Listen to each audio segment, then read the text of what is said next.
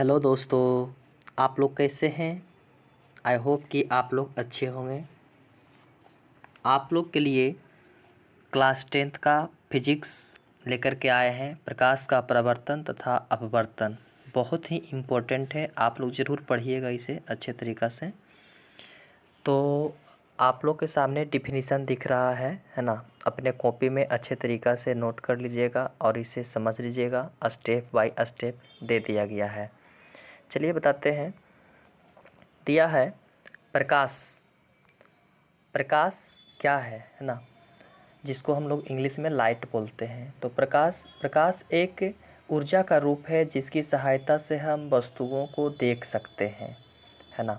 प्रकाश की किरण क्या है, तो प्रकाश की किरण जो है, प्रकाश की सरल रेखीय पथ प्रकाश की किरण कहलाता है।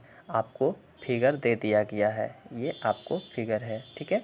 इसे अच्छे तरीक़ा से देख लीजिएगा। नेक्स्ट क्वेश्चन है किरण पुंज।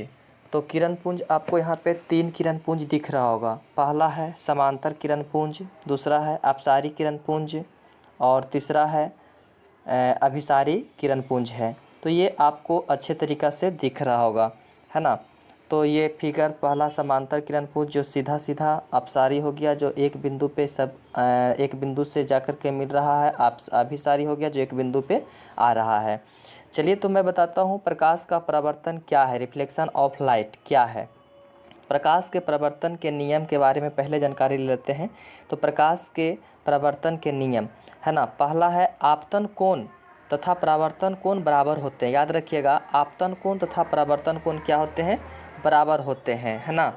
उसके बाद हो गया दूसरा आपका दिया हुआ है आपतित किरण परावर्तित किरण जो है आपतन बिंदु पर अभिलंब तीनों एक ही तल पे होते हैं। याद रखिएगा, तीनों क्या होते हैं, एक ही तल पे होते हैं, है ना। ये आपको फिगर दे दिया गया है। आप इस फिगर को अच्छे तरीक़े से देखिएगा। ये रहा आपको आपतन बिंदु रहा, ये आपको परावर्तित किरण है और ये आपको जो बन रहा है, यहाँ पे जो बन रहा है ये आपको परावर्तन कोण है ना।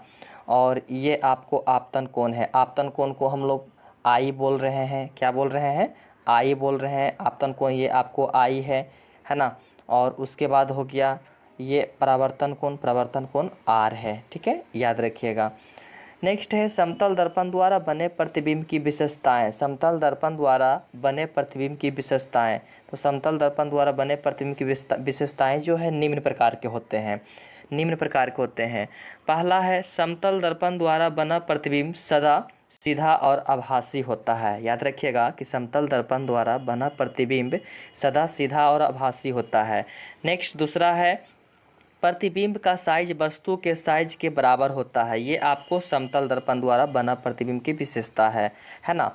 नेक्स्ट तीसरा है प्रतिबिंब दर्पण के पीछे उतनी ही दूरी पर बनता है जितनी दूरी पे दर्पण के सामने वस्तुबिंब रखी होती है ना। जितने दूरी पे वस्तुबिंब रखी होती है। तो ये रहा आपको तीसरा। और चौथा है आपका प्रतिबिंब पार्श्व परावर्तित होता है। यह जो प्रतिबिंब है पार्श्व परिवर्तित होता है। इसे आप अपने कॉपी में अच्छे तरीक़ा से नोट कर लीजिएगा और याद कर लीजिएगा। इसी प्रकार से आप लोग के सामने हम और ढेर सारे वीडियो हम लाते रहेंगे। गोलीय दर्पण क्या है। गोलीय दर्पण ऐसे दर्पण है जिनका परावर्तक पृष्ठ गोलीय दर्पण कहलाता है। याद रखिएगा कि गोलीय दर्पण ऐसे दर्पण है जिनके परावर्तक पृष्ठ गोलीय दर्पण कहलाता है ना।